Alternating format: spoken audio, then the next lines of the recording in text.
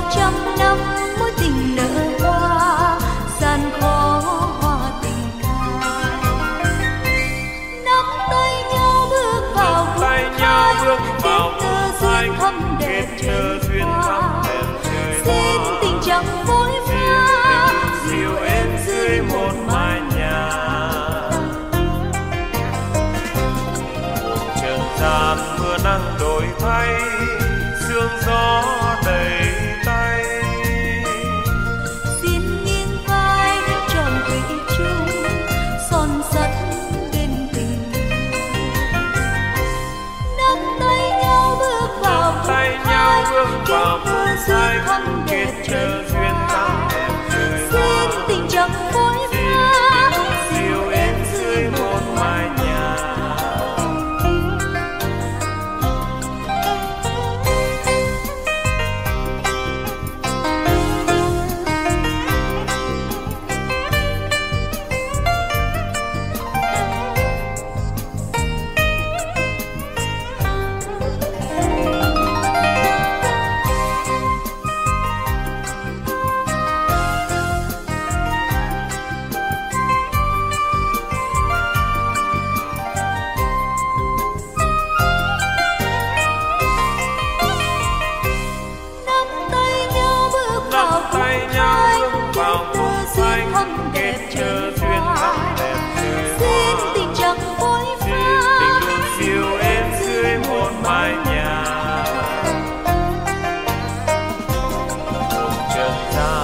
Nắng đổi thay, sương gió đầy tay. Xin nghiêng vai gánh tròn thủy chung, son sắt bên tình thương. Nắm tay nhau bước vào cuộc hai, kết tơ duyên thắm đẹp trời hoa. Xin tình chẳng phôi pha, dìu em dưới một mái nhà. Xin tình chẳng phôi pha, dìu em dưới một mái nhà. Xin tình chẳng phôi pha, dìu em dưới một mái nhà.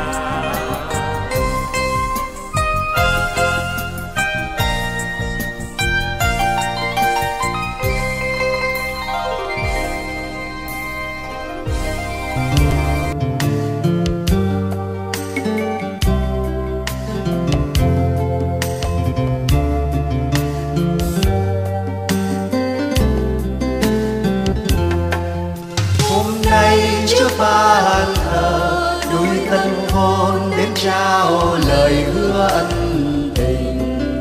Anh nên xa lên lung linh, hương thơm ngát cánh hoa tươi xinh. Hai người hiệp lời nguyện cầu cho tình đường đẹp màu thật bền lâu. Xin Chúa chứng nhận và khứng ban muôn hồng ân.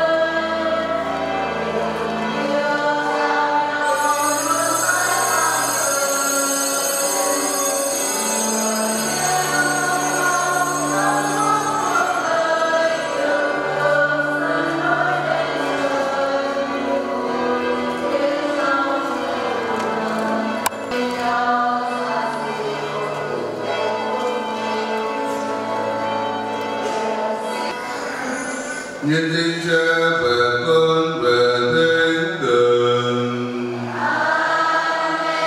Nguyện xin ân sủng của Đức Giêsu Kitô Chúa chúng ta, tình yêu của Chúa Cha và ơn thông điệp của Chúa Thánh Thần ở cùng tất cả anh chị em. Kính thưa quý ông bà và anh chị em, để cử hành nghi lễ này, chúng ta vui sum họp trong nhà Chúa, chung quanh anh Michael Nguyễn Văn Quân và chị Maria Phạm Thị Trang. Anh chỉ ra trước mặt Thiên Chúa. Vì vậy, chúng ta lấy lòng yêu mến nghĩa bạn bè và lời cầu nguyện được tình huynh đệ mà nâng đỡ họ. Hãy cùng họ lắng nghe lời của Chúa và cùng hội thánh nhờ Chúa Giêsu Kitô khẩn khoản van nài Thiên Chúa Cha đóng ấn chúc lành cho tình yêu của các anh các chị. Đặc biệt trong ngày hôm nay, anh Michael Nguyễn Văn Quân là người đã có rất nhiều công trong công trình xây dựng nhà thờ chính tòa.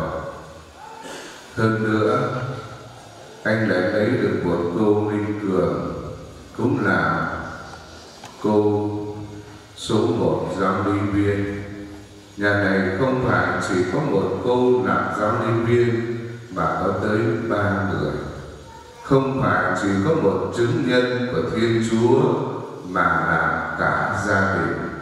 Chính vì vậy, chúng ta hân hoan chúc mừng cho các anh các chị, đặc biệt cho cô Maria Phạm Thị Trang đã lấy được một người chồng tuyệt vời. Vì lý do đó mà hôm nay cha quản lý của giáo phận Bùi Chu đã có mặt nơi đây. Cha nguyên là giám đốc Caritas, hiện tại quản lý toàn bộ công trình xây dựng nhà thờ chính tòa.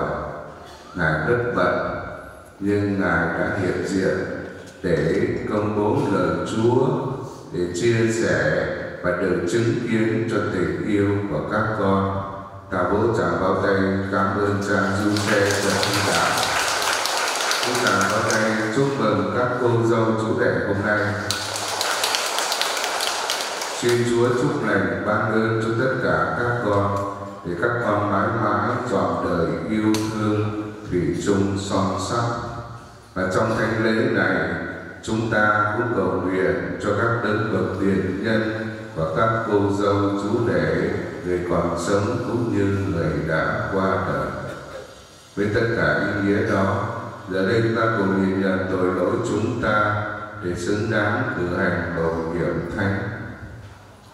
Tôi lưu nhận cùng Thiên Chúa toàn năng và cùng anh chị em tôi đã công nhận trong sâu thương mọi lời nói việc làm và đúng điều yêu son đôi tay tôi mọi ngàn. Vì vậy tôi xin Đức Bà Maria sống đời đầu sinh ca thiên thần ban ơn và anh chị em vẫn cầu cho tôi trong tòa Thiên Chúa chúng ta. Xin Thiên Chúa toàn năng thương xót tha tội và dẫn đưa chúng ta đến sự sống muôn đời.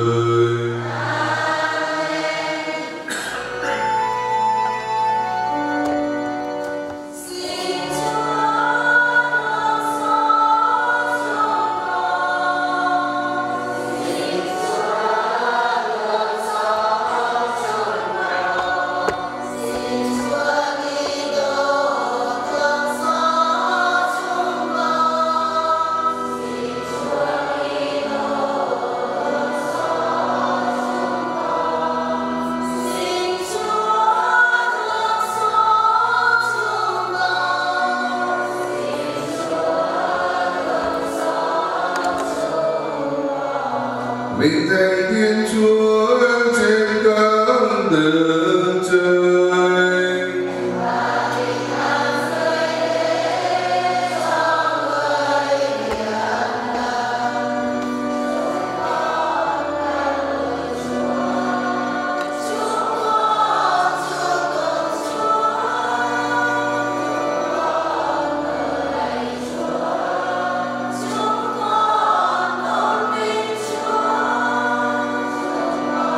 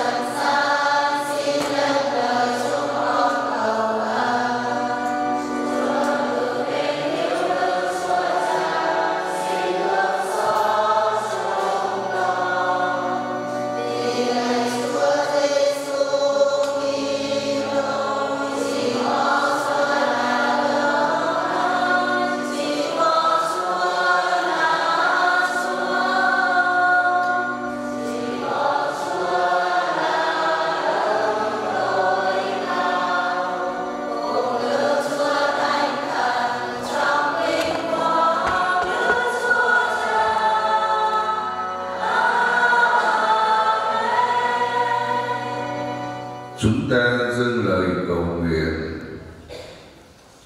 Lạy Chúa, Chúa đã dòng đi tinh thần cao cả mà thanh hoa sự phối hợp vợ chồng, để trong giao hương hôn nhân Chúa bao chứng mầu hiền qua Đức Kitô và Ngôi Thánh.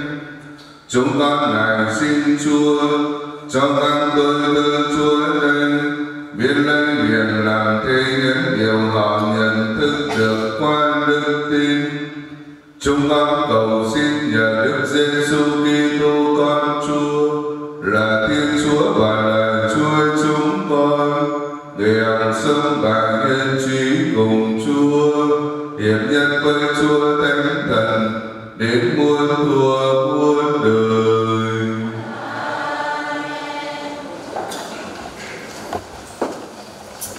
Bài trích sách cuốn ca phúc cho người chồng lấy được vợ hiền, số ngày sống như được nhân đôi, vợ cả ta làm vui lòng chồng, năm tháng đời ông trôi qua trong bình an.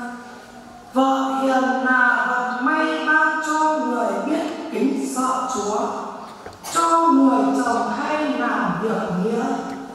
Dù giàu hay nghèo, lòng ông vẫn khoan khoái, nét mặt ông luôn hớn hở. Duyên dáng của người vợ biết trang điểm làm chồng vui vẻ, tài toán xuyến của nàng cho ông no đủ.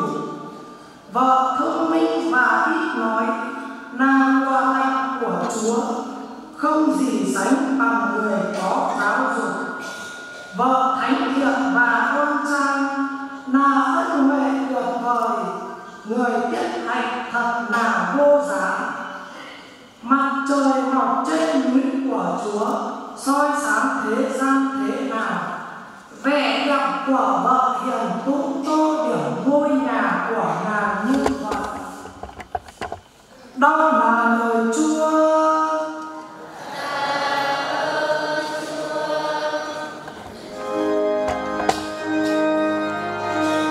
kênh Ghiền Mì Gõ để không bỏ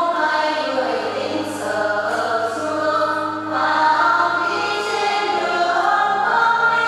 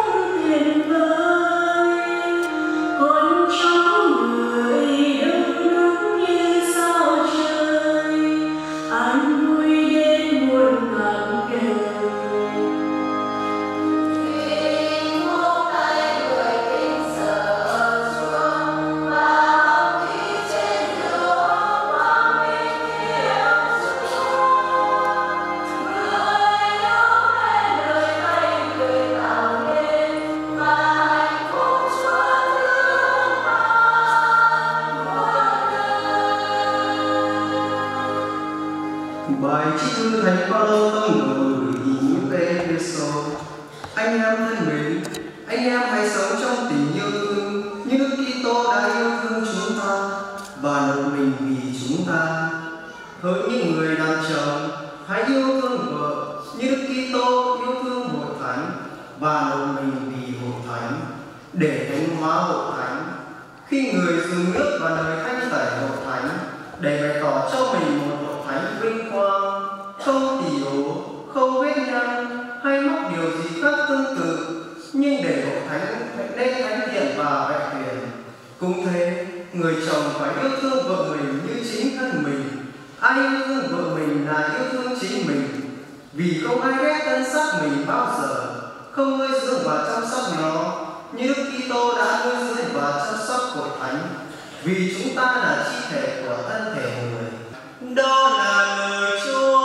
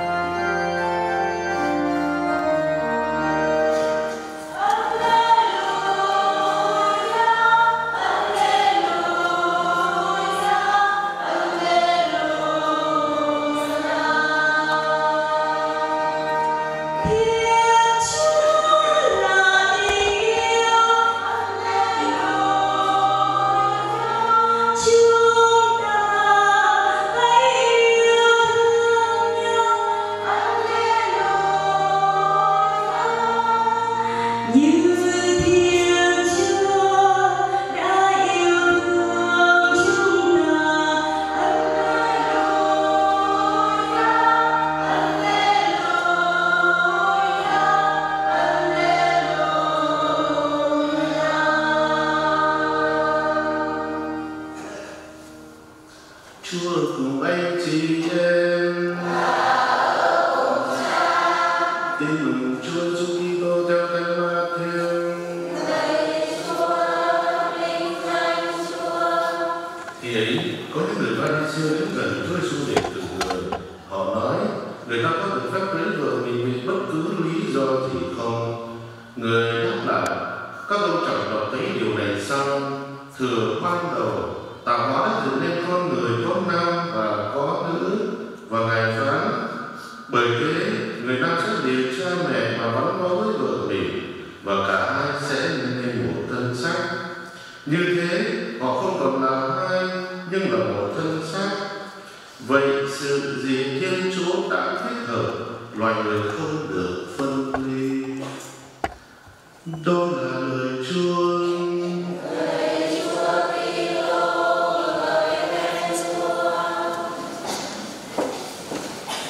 Kính thưa quý bà chị em, trước hết là chúng con xin chân thành cảm ơn cha ban quý vị nhân cùng lớp hôm nay đã cho phép ở đây để cùng dâng thánh lễ cầu nguyện cho giáo xứ nói chung cách riêng, cho hai đôi tân hôm nay và cho gia đình hai họ. Lý do sự hiện diện có sự hiện diện là như cha xứ đã nói, vì anh Miguel Nguyễn Văn Quân là một tay thợ lành nghề cùng công tác để xây dựng nhà thờ Chính Tòa về phía Đức Phật Mẫu, đụng những cái hoa văn rất là đẹp. Nếu mà quý bạn chị em có cơ hội lên trên nhà thờ Chính Tòa thì cũng sẽ dẫn đến thăm cái tác phẩm của anh Quân làm ở trên đó. Và vì vậy cho nên hôm nay được đại diện cho Đức Cha với ban xây dựng nhà thờ Chính Tòa đến để chúc mừng cái ngày vui của anh chị Miguel Nguyễn Văn Quân và Maria Phạm Thị Trang. Và hôm nay không phải chỉ có sự hiện diện của chúng tôi không thôi, mà cha xứ của chúng ta ở đây cũng ở trong ban xây dựng. Chắc như vài chị em chúng ta biết ngài làm cái vai trò gì trong cái ban xây dựng. Nếu không có ngài thì chúng tôi cũng không làm được cái gì hết, bởi vì ngài đang là trưởng ban vận động nhà thờ Chính Tòa. Vì thế ngài càng vận động được nhiều thì chúng tôi càng làm được nó rộng rãi hơn, nó lớn hơn. Nó phụ thuộc vào cái túi tiền mà ngài chuyển cho chúng tôi.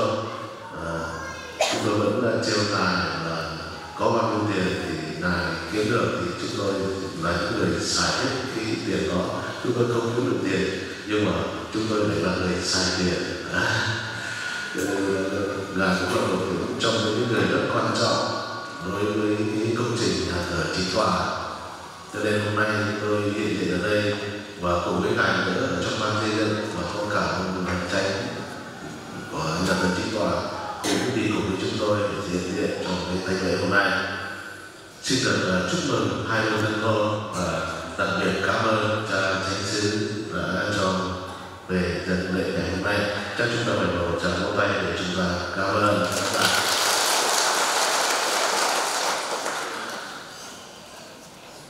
Hôm nay biết được cái lễ của chúng ta và đặc biệt cái lễ mà cha xứ lại chọn vào cái ngày thứ 6 cho hai cái đôi tân hôn này, anh Michael Văn Quân và chị Maria Phạm Thị Trang, anh Đan Minh Lãng, Thanh Phòng và chị Maria Nguyễn Thị Huyền để cho hai đôi tân hôn này vào cái ngày lễ lòng Chúa thương xót vào cái ngày thứ 6. Chắc chắn cha xứ phải có ý gì đó và ngài muốn nhắc nhở cho con cái của mình một cái điều gì đó. Thứ 6 là ngày kính thánh tâm của Chúa, là ngày cái lễ 3 giờ chiều như thế này, là cái lễ gọi là lễ lòng Chúa thương xót, nói đến Chúa, nói đến thánh tâm, nói đến lòng thương xót và nói đến tình yêu của Thiên Chúa. Và cha xứ như là mong muốn rằng các đôi tân hôn này họ hãy lấy cái khuôn mẫu là tình yêu của Thiên Chúa để soi dọi vào trong chính cái đời sống gia đình của họ. Bởi khi thật là hay, thật là tuyệt vời mà con chưa thấy có cái xứ nào mà con cha xứ lại lấy chọn cái ngày lễ ngày thứ 6 và nhất là cái lễ lòng Chúa thương xót để cho các đôi tân hôn cử hành, hay là nói đến cái sự cam kết, nói đến cái sự quyết tâm xây dựng gia đình của mình hay lắm và ý nghĩa lắm. Cho nên chúng ta cùng với các đôi tân hôn ở đây để lấy tình yêu của họ soi dọi tình yêu của Chúa và lấy tình yêu của Chúa nâng đỡ đời sống gia đình của các đôi vợ chồng này để họ tìm được hạnh phúc trong đời sống gia đình của họ. Chúng ta biết hôn nhân Kitô giáo của chúng ta thì như Chúa Giêsu đã khẳng định trong cái đoạn tin mừng của ngày hôm nay, sự gì Thiên Chúa phối hợp thì loài người không được phân ly. Chúa phối hợp rồi không được phân ly. Và như vậy hôn nhân Kitô giáo của chúng ta là một hôn nhân vĩnh viễn, hay chúng ta còn gọi là vĩnh hôn, hay là còn một gọi là hôn nhân đơn hôn nữa, hai cái đặc tính căn bản nhất của hôn nhân Kitô giáo. Hôm nay đôi bạn trẻ này, các đôi bạn trẻ này ra nhau đến để nói lên cái sự cam kết đấy trước vị đại diện của giáo hội cũng như trước cộng đoàn, nói đến cái sự vĩnh viễn sống trọn với nhau. Và thường thì người ta vẫn sử dụng một cái từ rất hay để nói lên cái sự cam kết, cái mối tình liên kết chặt chẽ của họ cho đến vĩnh viễn. Chúng ta vẫn gọi họ thủy chung với nhau. Cái từ thủy chung nó rất hay, cái từ thôi nhưng mà nó rất hay. Thủy là cái gì đó là cội rễ, và chung là cái chung cột, là cái cuối cùng, là cái ngày cái chung, tức là mong cái thủy chung nó có nghĩa là từ khởi sự cho đến kết thúc. Thủy chung là như vậy. Thì mong muốn của tất cả mọi người chúng ta ở đây mong muốn cho mối tình của hai đôi tân hôn này họ khởi đầu từ ngày hôm nay cho đến kết thúc cuộc đời của họ luôn luôn thủy chung, bền vững, sẵn son, có cái ý nghĩa rất là đẹp đấy. Nhưng mà thưa quý bà các anh chị em, cái thủy chung để giữ được nó không phải dễ đâu. Ngay ở trong cựu ước người ta cũng không thể giữ được cái thủy chung đó. Cho nên ông Môi-se phải chấp nhận cái chuyện cho người ta ly dị vì người ta cứng lòng. Như Chúa Giêsu nói vậy, chấp nhận cái chuyện đó. Còn Chúa Giêsu nói ngay từ khởi thủy thì sự gì Thiên Chúa đã kết hợp loài người không được phân ly. dễ giữ thương, cho nên ông Moses chấp nhận cái điều đó. Và đối với những người Á Đông chúng ta ảnh hưởng bởi Khổng Tử thì cũng nói đến chuyện tam tòng tứ đức. Tam tòng là tản ra toàn phụ, xuất ra toàn phụ, phú tử toàn tử. Cái đó nó cũng chỉ nói đến những người con gái thôi, mà không buộc những người con trai phải thủy chung, cho nó không có công bằng. Nhưng mà đến thời Chúa Giêsu, Ngài nói là Ngài đến để kiện toàn lê luận, kiện toàn lê luận. Đức Giêsu kiện toàn thế nào? Về những lê luận cựu ước, về hôn nhân, Ngài đã kiện toàn thế nào đấy? Môi-se cho phép đi gì? Khi mà bắt được cái người ta ngoại tình, quả tang, và Chúa Giêsu đến thì Ngài kiện toàn một cách sự gì Thiên Chúa đã phối hợp, loài người không có vấn đề nữa. Chúa Giêsu làm cho luật nó trở nên đầy đủ hơn, trở nên trọn vẹn hơn. Cho nên hôn nhân Kitô giáo của chúng ta là hôn nhân bất khả phân ly, là như vậy. Mong muốn cho đôi đơn này được trong năm hạnh phúc thì chúng ta phải làm gì? Như lúc đầu chúng tôi đã nói, hãy lấy trái tim của chúng ta để làm mẫu mực cho cái đời sống, cho cái sự thủy chung, trong cái đời sống hôn nhân của mình. Tình yêu của Chúa đối với nhân loại chúng ta thế nào? Một tình yêu hy sinh cho người yêu, là chấp nhận chết cho người yêu. Thế trong cái đời sống gia đình của chúng ta cũng vậy, chúng ta phải biết chấp nhận hy sinh cho nhau. Ví dụ bảo anh chị em trong cái đời sống gia đình, chúng ta thấy rất rõ cái điều này. Trong cái tình yêu, nếu không có sự hy sinh thì chưa phải là tình yêu. Tình yêu là sự hy sinh cho nhau. Trong cái đời sống gia đình không có sự tranh luận hơn thua, không có cái chuyện đúng sai. Trong tình yêu không có cái chuyện đúng sai hơn thua. Nếu như trong đời sống gia đình mà chúng ta tranh luận và chúng ta ai cũng cho mình đúng thì khó có thể giữ được cái hạnh phúc của mình được. Cho nên không có cái hơn thua, không có tranh luận gì cả. Yêu Chúa Giêsu không có tranh luận gì hết. Khi Ngài yêu nhân loại, Chúa Giêsu không tranh luận, không nói là tôi phải thế này, tình yêu là tôi phải thế kia, đòi cái điều kiện này, đòi điều kiện khác. Không có cái điều kiện của chúng ta.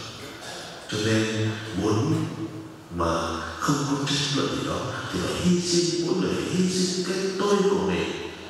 Vì vậy cho nên chúng ta cũng thường gọi hai trở thành một, một trở thành hai, một mà là hai là như thế, không còn phải là mình nữa. Nói đến đây nhớ đến cái câu chuyện. Có một lần có hai anh chị lấy nhau, thì anh chồng anh làm cờ đục anh Quân ở đây này. Điều cờ là rất là nhiều thứ, đục rồi cướp, đục thì có nhiều thứ lắm. Thế thì anh ấy làm ở nhà, cho nên là ngồi làm như vậy thì đôi khi bà vợ, người vợ thì ngồi gần đấy, nên cần thì anh cứ em lấy Trang lấy cho anh cái đục này, rồi lấy cho anh cái đục kia, cầm ra cái thước đi Trang, cô thì cô nghe cũng nóng mắt. Cô lại tí nữa thì lại cầm cho cái gọn cái kia. Thế rồi cô không thể chịu được, cô đi phản ứng. Tại sao anh lại cái gì cũng của anh? Bây giờ hai đứa lấy nhau rồi, trở thành một rồi, của được một chút nhé. Cái gì cũng của anh, nghe nó ngứa được tai, không chịu được. Các người anh Quân không dám nói gì cả. Nhưng một hôm anh đi tắm, xin lỗi quên cái quần đùi. Thì không dám nói là em sợ cô chửi lấy cho anh cái quần đùi của anh. Anh gọi em lấy cho anh cái quần của chúng ta đấy. Đâu là cái quần của chúng ta đâu. Trong cái chung nó có cái liên, và trong cái liên nó có cái chung.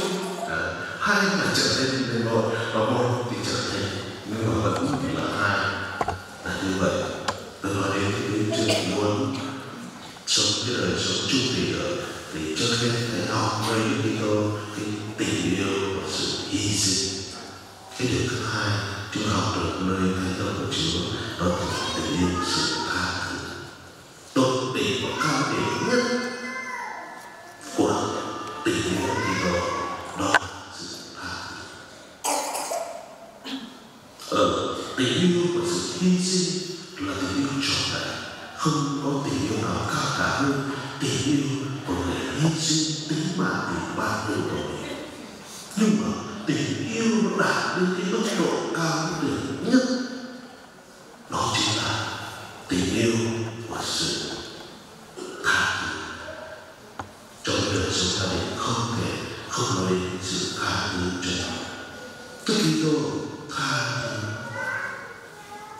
ngay cả khi mà đối diện với cái chết ở trên thập giá. Đức Giêsu vẫn lạy Cha xin tha cho họ vì họ không biết việc họ làm. Tình yêu đã đến mức độ cao đỉnh nhất, đó là tha cho người nó vì người giết mình. Trong cái đời sống gia đình của chúng ta cũng cần cái điều đó. Chúng ta phải tha thứ cho nhau, vợ chồng phải tha thứ cho nhau. Đôi khi nhân môn thần toán có những cái thiếu sót, có những cái lỗi lầm, chúng ta nếu thật sự ý thức nhau thì phải tha thứ. Trong cái đời sống hôn nhân và trong tình yêu không thể nói đến cái sự chấp nhận được. Thưa quý bà anh chị em, một vài những khía cạnh chia sẻ trong ngày lễ đặc biệt của hai ông tân hôn ngày hôm nay để như là cái soi dọi cho cái đời sống của họ, ước mong cái ý nghĩa mà trai xứ cũng như giáo xứ để thánh cửa đây muốn đưa các anh chị vào trong cái lễ thánh tâm, cái ngày lễ lòng thương xót xót để như là ước muốn chúng ta sống cái tình yêu đối với nhau như tình yêu của Chúa Kitô đã yêu thương chúng ta, như là Thánh Phaolô đã nói trong cái bài đọc thứ 2 đó. Để rồi chúng ta cầu chúc cho họ được chúc hạnh phúc, được sống thủy chung với nhau. Xin Thánh tâm của Chúa luôn đồng hành cùng với hai gia đình mới này để nâng đỡ, gìn giữ, chở che và chúc phúc cho tình yêu của họ. Các con rất thân mến, các con cùng nhau đến nhà thờ để muốn kết hôn của các con được Chúa củng cố bằng một dấu ấn linh thánh. Trước mặt thờ sắc tiên của hội thánh và cộng đoàn, Đức Kitô giang đỏ tay ban phúc này cho tình yêu phu phụ của các con và dùng cái đích đặc biệt mà làm cho các con nên phong phú và vững mạnh để các con mãi mãi chung thủy với nhau và đảm nhận những trách nhiệm khác của hôn nhân như chính người đã dùng cái đích thanh tẩy mà thánh hiến các con. Bởi vậy, trước mặt hội thánh, Cha hỏi các con về ý định của các con. Anh Michael, Nguyễn Văn Quân và chị Maria Phạm Thị Trang, các con đến đây để kết hôn với nhau, các con có bị ép buộc không? Thưa không, thưa không. Các con có hoàn toàn tự ý và tự do không? Thưa có. Khi chọn đời sống hôn nhân, các con có sẵn sàng yêu thương và tôn trọng nhau suốt đời không? Thưa có. Các con có sẵn sàng yêu thương và đón nhận con cái Chúa Sẽ Ban và giáo dục chúng theo luật Đức Kitô và hội thánh không? Thưa có.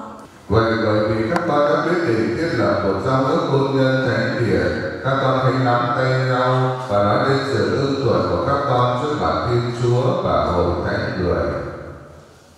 Anh là Michael Nguyễn Văn Quân, nhận em Maria Phạm Thị Trang làm vợ của anh và hứa giữ lòng chung thủy với em khi thịnh vượng cũng như lúc gian nan, khi mạnh khỏe cũng như lúc đau yếu, để yêu thương và tôn trọng em mọi ngày suốt đời anh. Em là Maria Phạm Thị Trang, nhận anh Michael Nguyễn Văn Quân làm chồng của em và hứa sẽ giữ lòng chung thủy với anh khi thịnh vượng cũng như lúc gian nan, khi mạnh khỏe cũng như lúc đau yếu, để yêu thương và tôn trọng anh mọi ngày suốt đời em. Thiên Chúa và tổ phụ Abraham, Thiên Chúa và tổ phụ Thi Xã. Thiên Chúa của tổ phụ Gia-cốp đã kết hợp hai người nam nữ đầu tiên trong vườn địa đàng, và giờ đây trong Đức Kitô xin Ngài chuẩn y và ban phúc lành cho sự ưng thuận mà các con vừa bày tỏ trước bản hội thánh. Sự việc Thiên Chúa đã kết hợp, loài người không được phân ly. Nào ta chung tụng Chúa. Xin Thiên Chúa ban phúc lành cho những chiến nhân này, mà các con sắp trao cho nhau làm dấu chỉ tình yêu và lòng trung thủy.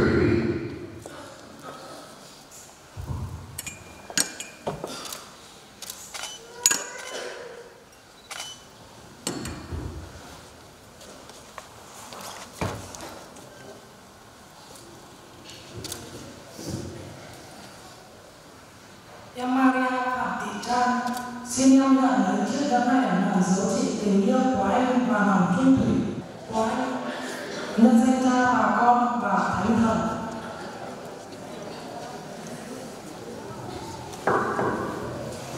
Anh Michael Nguyễn Văn Quân, xin anh nhận chiếc nhẫn này để làm dấu chỉ tình yêu và lòng trung thủy của em. Nhân danh Cha và Con và Thánh Thần. Kính thưa cộng đoàn, từ giây phút này anh Michael Nguyễn Văn Quân và chị Maria Phạm Thị Trang chính thức là vợ chồng của nhau. Chúng ta chúc mừng cho anh chị.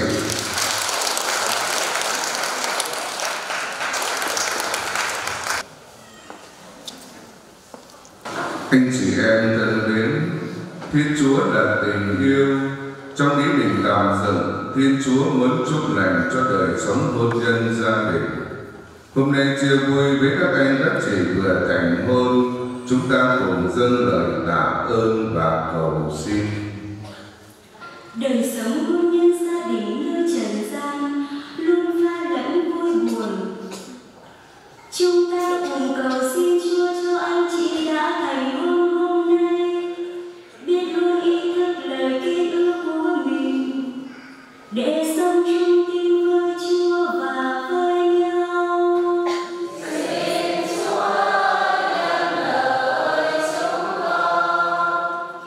Hôn nhân gia đình là một ơn gọi cao quý và quan trọng.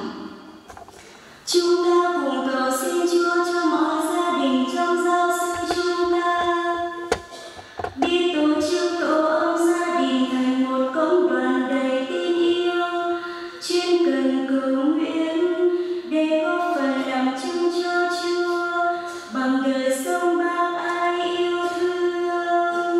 Xin Chúa nhận lời chúng con. Lệnh Chúa là Cha Chí Thánh. Trong ý định yêu thương cứu độ của Chúa đã thiết lập và tái tạo đời sống các gia đình.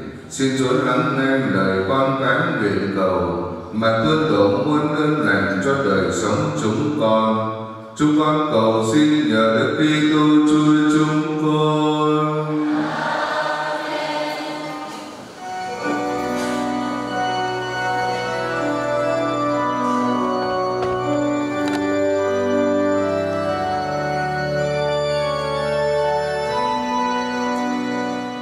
Yêu thương ý đã kết thành một cây cao là cao bóng mát, cây cao là cao bóng mát, cây yêu thương là mối yêu thương nở cho đời xuân ngát hương, nở cho đời xuân ngát hương. Xin dâng ý nụ yêu thương, xin Chúa ban cho đời sống hương, và xin Chúa dệt muôn tròn cho mối thành trái hương. Xin dâng ý thương ban ngày là công lao mồ hôi nước mắt, công lao mồ hôi nước mắt. Xin dâng lời hình trên môi, bánh với rượu luôn kết đôi, Chúa cho người luôn kết đôi. Xin dâng ý nụ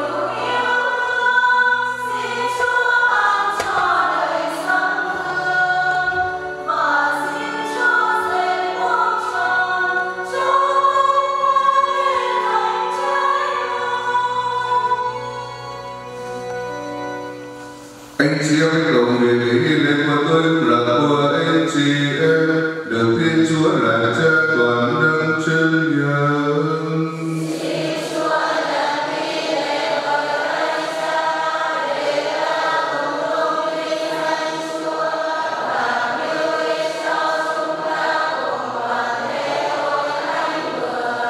Lạy Chúa, chúng con này xin Chúa chấp nhận nguồn lạy chúng con dâng để cầu cho mình luật thánh tiền qua hôn nhân, và xin Chúa tận tình chăm sóc công cuộc chính Chúa đã khôn ngoan xếp đặt.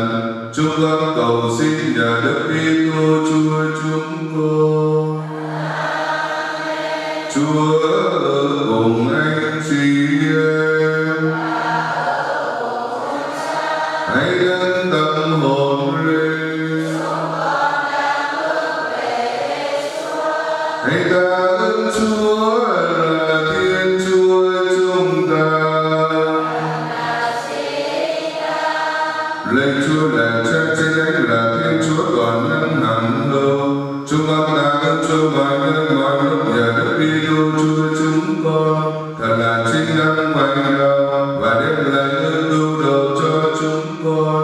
Trong Đức Kitô, Chúa đã đi đến giao ước mới với dân Chúa, để dân mà Chúa cứu chuộc nhờ mầu nhiệm chết và sống lại của người sẽ được chung phần thần tinh cuối người và đồng thừa từ vinh quang của người trên trời.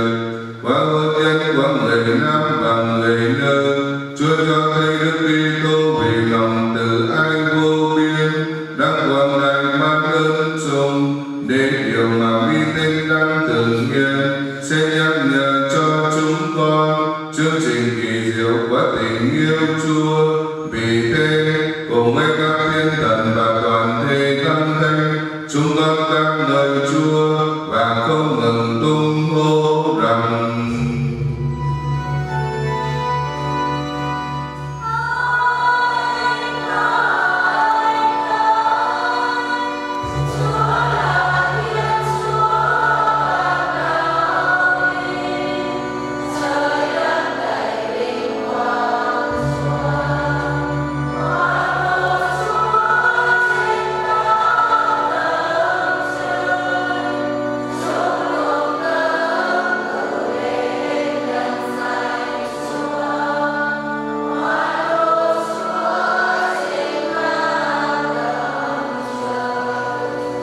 Lạy Chúa, Chúa thật là Đức Thánh là nguồn mọi sự thánh thiện. Vì thế chúng con đã xin Chúa dòng ơn Thánh Thần Chúa thanh mai những mùa lễ này, để trở nên cho chúng con mình và mau Đức Giêsu Kitô Chúa chúng con. Khi tự nguyện đồng mình chịu khổ hình, người cầm lấy bánh tạ ơn bẻ ra và trao cho các môn đệ mà nói: tất cả các con hãy nhận lấy mà ăn, vì này là mình Thầy sẽ bị nộp vì các con.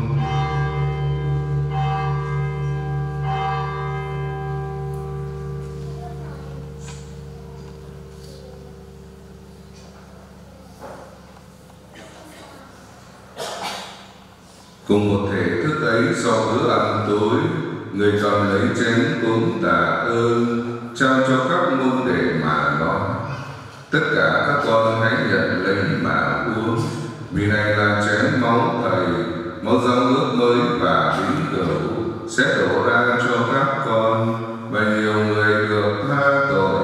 Các con hãy làm việc này mà nhớ đến Thầy.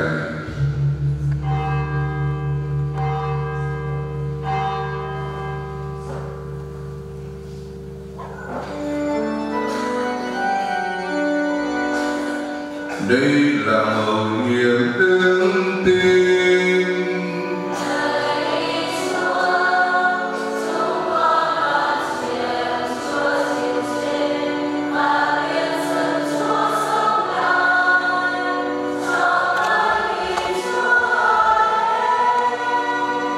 Vì vậy niệm Chúa khi nhớ con Chúa chịu chết và sống lại, chúng con dâng lên Chúa bánh trường sinh và chân cứu độ để ta ơn Chúa. Vì Chúa đã tư cho chúng con được xứng đáng cầu cất trước tôn nhan và phong sư Chúa.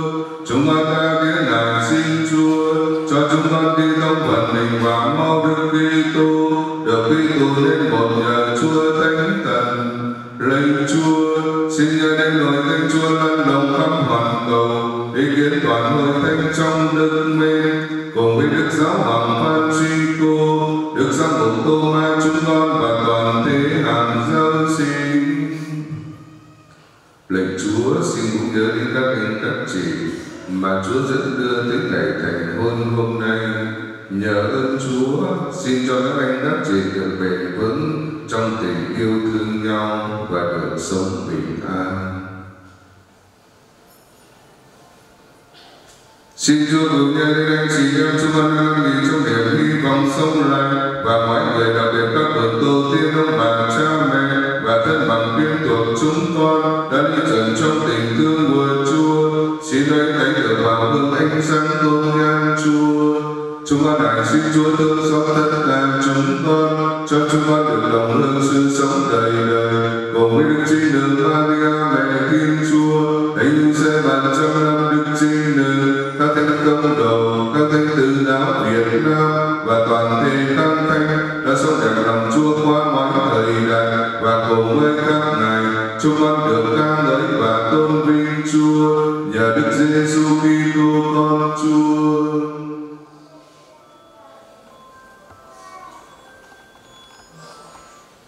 Chính nhờ người với người và trong người mà mọi danh dự và vinh quang đều quy về Chúa là Cha toàn năng, trong sự hợp nhất của Chúa Thánh Thần đến muôn đời.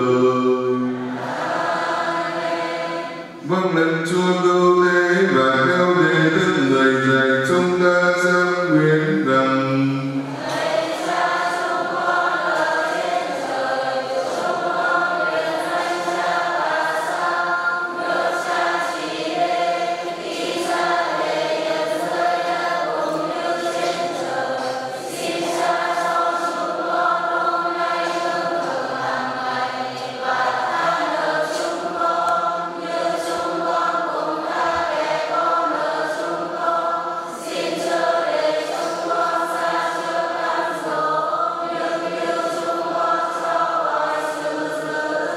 anh chị em rất thân đến, chúng ta tha thiết kêu cầu phúc lành của Chúa xuống trên những cặp vợ chồng này. Xin chính Chúa ban ơn trợ giúp, phù trì những người Chúa đã làm cho nên phong phú nhờ bí tích hôn phối. Lệnh Cha chia nên đơn táo thành toàn đi thế giới, Cha dâng lên người nam và người nữ giống hình anh Cha, và đã muốn cho cộng đoàn của họ được tràn đầy phúc lành của Cha. Chúng con biết tối nay xin cho những tôi nơi Cha đây hôm nay được liên kết với nhau nhờ bí tích hôn phối.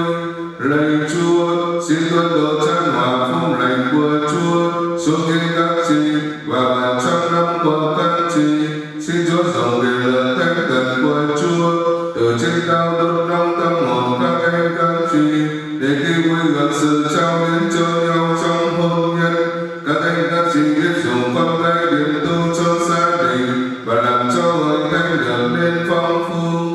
Lạy Chúa, xin cho các anh các chị nên người khen Chúa khi vui, tìm đến Chúa lúc buồn, khi năm nào được vui mừng vì có Chúa hiện diện phù trì, lúc ngặt ngào cảm thấy Chúa gần bên xoa dịu.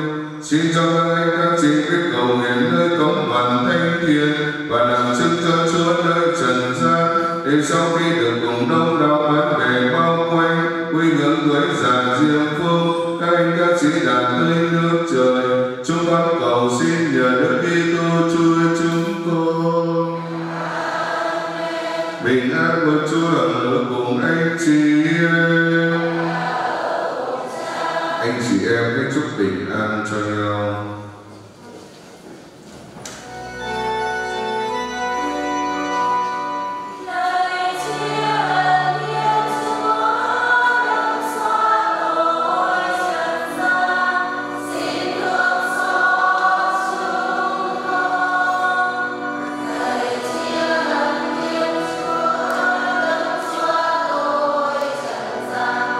Xin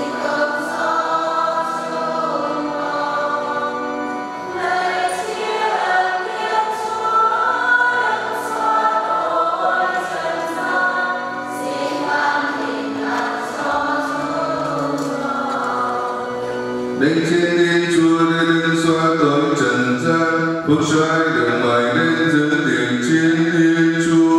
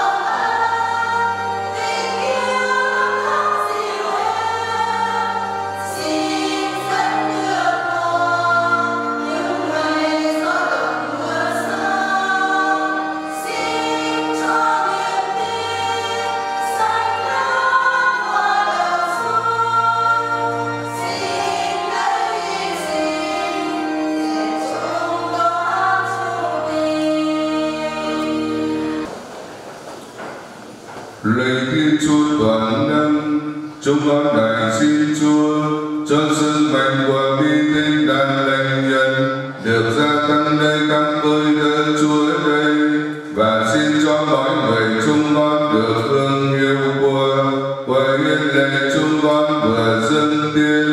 Chúng con cầu xin nhờ Đức Kitô Chúa chúng con. Chúa ở cùng anh chị xin Thiên Chúa là Cha hằng hậu, gìn giữ các con hòa thuận thương yêu nhau, đến bình an của Đức Kitô ở cùng các con và mãi mãi lưu lại trong nhà các con. Xin cho các con được hưởng phúc lành nơi con gái, được bạn bè nâng đỡ và thực sự hòa hợp với mọi người. Xin cho các con nên nhân chứng tình yêu và Thiên Chúa nơi thế gian, để những người đau khổ đói nghèo nhìn thấy các con nhân hậu, ngày kia sẽ biết ơn mà đón tiếp các con vào lâu đài vinh quang của Chúa.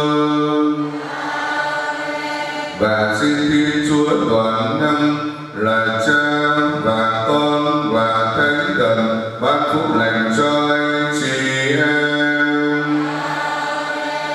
Lần nữa con xin thay mặt cho gia đình chân thành cảm ơn Cha Tổng Quản lý và Giáo phận Bùi Chu đã bước chút thời gian để về đây chia sẻ lời Chúa và có những lời chúc mừng cầu bình an cho gia đình, cho giáo xứ chúng con. Nguyện xin ân sủng của Chúa chúc lành cho Cha luôn có sức khỏe, bình an và công việc xây dựng nhà thờ Chính Tòa sẽ sớm đến ngày kết quả. Ta vỗ chạm vào tay cảm ơn Cha, vỗ chạm vào tay cảm ơn các gì và tất cả mọi người. Lời xong chúc anh chị em đi bình an.